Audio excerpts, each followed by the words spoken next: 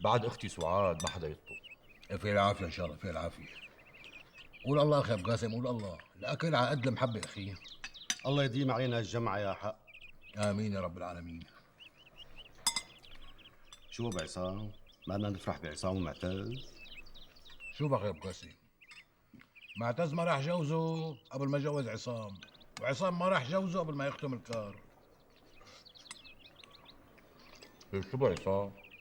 عين الله عليه، معلم وبيرفع الراس. قل له خالي قل له. نقطنا مسكوتك انت. الحلاقه ما قلنا عليه شيء اخي، الحمد لله ختمها وصار معلم.